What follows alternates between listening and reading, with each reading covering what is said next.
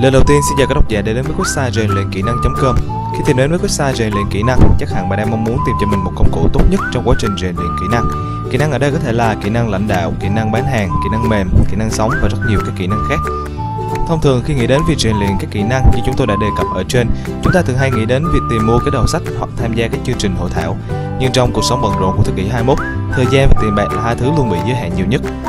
Với sự ra đời của website rèn luyện kỹ năng.com, chúng tôi mang đến cho bạn một công cụ tốt hơn trong việc rèn luyện kỹ năng của mình, đó chính là các DVD rèn luyện kỹ năng. Bạn sẽ không còn phải tốn quá nhiều thời gian để đọc sách hay tốn quá nhiều tài chính để tham gia các chương trình hội thảo. Chỉ cần bỏ DVD vào đầu máy, ngay lập tức bạn đã có thể tận hưởng những thước phim quý giá được chia sẻ từ các diễn giả nổi tiếng tại Việt Nam và trên thế giới. Website rèn luyện kỹ năng.com cung cấp đầy đủ cho bạn các DVD rèn luyện kỹ năng trên nhiều lĩnh vực. Tất cả các DVD rèn luyện kỹ năng của các diễn giả nước ngoài có tại website rèn luyện kỹ năng.com đều có phụ đề 100% hỗ trợ tối đa cho quý độc giả khi theo dõi. Rèn luyện kỹ năng.com cam kết chất lượng tất cả các DVD khi cung cấp cho quý khách hàng. Với hân hạnh được phục vụ cho rất nhiều các khách hàng trên cả nước. Chỉ cần click đặt hàng, trong vòng 1 đến 3 ngày, bạn đã có thể cầm sản phẩm trong tay. Rèn luyện kỹ năng hân hạnh được phục vụ quý khách.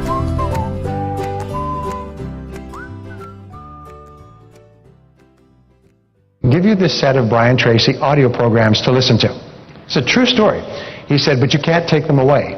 I'll give you a tape player. You can sit in this room over here, and you can listen to them and take notes. So he didn't have a lot going, if you know. So he said, okay, I'll do that. To him, it was completely bizarre, listening to a bunch of audio cassettes in a cubicle. So he took them over and he sat them down. He got notes from the wastebaskets, and he began making notes. He came back every day for a week. He listened to the programs hour after hour and wrote notes on how to succeed in America. He said, went back at the end of the week, he gave it back to me, he said, thank you. He said, now I understand how you succeed in this country. He walked out, he said, that was 2.5 years ago. He walked in, he said, I drove my new Mercedes to this filming. He said, I own 2 companies, I'm worth $2.5 million. He was wearing a Giorgio Armani suit, he had a Rolex watch, it's beautifully turned out. He said, I have a beautiful home. He said, I have 2 businesses, I'm just starting a 3rd. He said, now I know how it works. And now I can do it over and over again. Now, that is a great story from a person who coming with from absolutely nothing, and it's a true story, by the way. It's one of those stories that it wasn't true. It should be. Okay. But it's word for word true. Anyway, so the law of cause and effect says that if you do what other successful people do, you get the same results they will. But if you don't do what other successful people do, nothing can help you. So your job and my job, and this changed my whole life. Chris mentioned I had started, built, managed, or turned around 22 businesses. I've also consulted with more than 1,000 businesses of every size, Fortune 500 companies in 23 countries. In every single case, I go in order to work with them, I have to study and figure out how this business works. What are the cause and effect relationships? How is money, income, profit generated in this business? What are the constraints that are holding profit back? And so on. And so I've been able to develop a pretty good intellectual foundation in these companies, but what I found is if you do what other successful people do in an industry, you get the same results. Do you know that in business today, the 80-20 rule applies? Is that 20% of businesses make all the money, and the other 80% are marginal?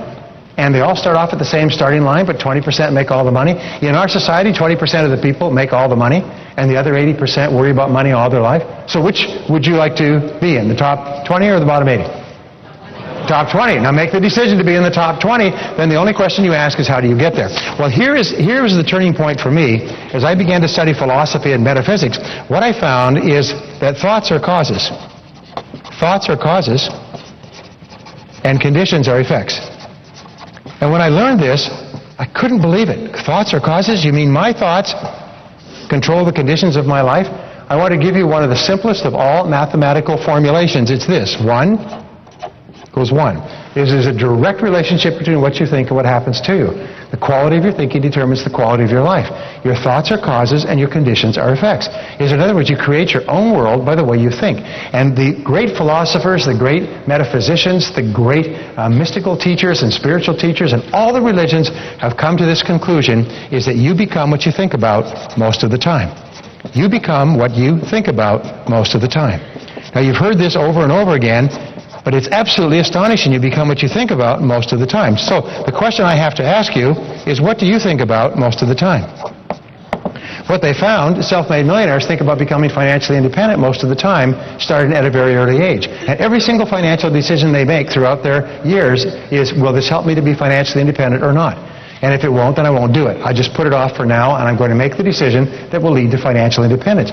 Thin people think about being thin most of the time. Fit people think about being fit. Loving people think about being loving. Happy people think about being happy. Are you with me so far? Yes, so what do you think about most of the time? By the way, this principle is true, but it's not always true, because if it was always true, every young man would turn into a young woman by the age of 20. And fat people would turn into pizzas, okay. But you do become what you think about most of the time.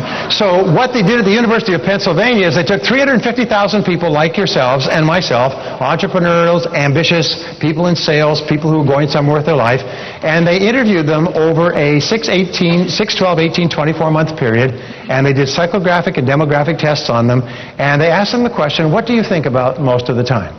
What do you think about most of the time? Now, I said before that you are in an elite, that you're in the top 10%. And how do we know that? It's because you're here. Only the top 10% of adults will ever come to a seminar like this in their whole lives. In fact, I've met people 40 and 50 years old who have never been to a seminar or an adult learning experience after they left school. They have never been to one. It's almost like this world of continuous learning and upgrading of skills runs parallel. It's a parallel universe to them. They don't even participate in it. Many people that you told you were coming to this couldn't believe it. They couldn't understand. Why on earth would you go to something like that? You know all that stuff. Whenever somebody says to me, I know all that stuff, I say, geez, you must be rich. Geez, you must be rich. Could I borrow a mill from you? Because if you know all that stuff, you must be awfully rich. And they look away as they go to catch their bus home. Anyway, so you're in the top 10% because you're here, because you can always tell who a person is by looking at what they do. It's not what they say or wish or hope or attend or declare when they are accepting the nomination at the primary. It's only what they do which is the true test of who they really are. Remember this, there's an awful lot of attempt to fool people by saying, watch my hand, watch my hand. Don't ignore what I do, just watch what I promise to do. No, always just watch what a person does, because what a person does is the true expression of their real values. Only action is action. Anyway, so if the fact that you're here means that you're in the top 10%, not because of thoughts or feelings or wishes or hopes or intentions, but because you're here. You've made the supreme effort and sacrifice to be here. You've made a decision, like crossing that line in the Alamo, I'm in the top 10%. Whether you knew it or not doesn't matter. Now you do. You're in the top 10%. The only thing you need to do now is to make it a reality. People say, if you knew how much I was making, you wouldn't say I was in the top 10%. Here's one of the great rules. It doesn't matter where you're coming from in life. All that really matters is where you're going. And you've made the decision to be in the top 10%. Is that true? Say yes. Good. Okay, it's just a matter of getting there. Now, so they did this study with 350,000 people like you and I. They sliced and diced them by percentiles, the bottom 10%, next 10%, and they took the top 10%. They found people in the top 10% think differently from people in the bottom 80 or 90% in some very profound and life-changing ways. Now, can you imagine how people think and what people think about most of the time in the top 10%? Can you guess? What do people in the top 10% think about most of the time? Well, you're all correct. Every answer is correct. Let me summarize it. They think about what they want and how to get it most of the time. They think about what they want and how to get it most of the time. Unsuccessful people think about what they don't want, what makes them mad and unhappy today and yesterday and when they were children, and who's to blame. Unhappy, unsuccessful people are always talking about what they don't want and who's to blame. Successful people are always talking about what they do want and how to get it. So I'm going to teach you an operative word. This is a word that you're going to use for the rest of your career. This is the word of the high achiever, the self-made millionaire, the truly successful, positive, happy person. The word is how. Say how. From now on, when you ever have a goal, the only question you ask is how. If you have a problem, how do you solve it? Have an obstacle, how do you overcome it? Have a financial goal, how do you achieve it? If you have excess weight, how do you get rid of it? If you want to be healthy, how do you achieve it? The only thing you ask is how. Now, whenever you ask the question how, it forces you to take complete control of your life, to accept responsibility. It raises your self-esteem, gives you a sense of personal power and self-confidence. The word how is almost like a miraculous word, because only action-oriented people ask the word how. Everyone else says, what are you going to do? When's it going to happen? Wah, wah, wah, wah. Ah, shut up.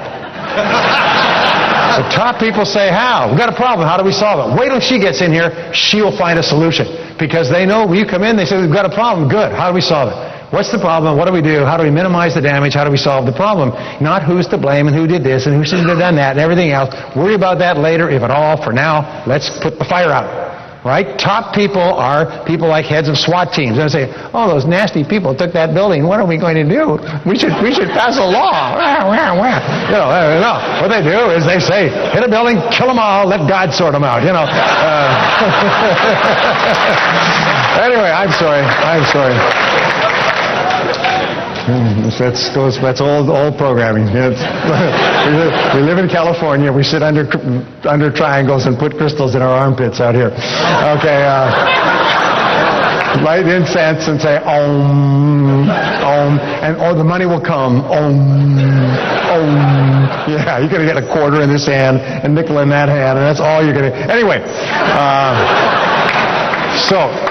So what they found is people in the top 10% are people who think about what they want and how to get it most of the time. And that's what your job is, to think about what you want and how to get it. When I talked about getting off the low road onto the high road, the turning point in your life, we say, look at all those people on that high road. Those people are doing so well in life. How do we get onto that road as well?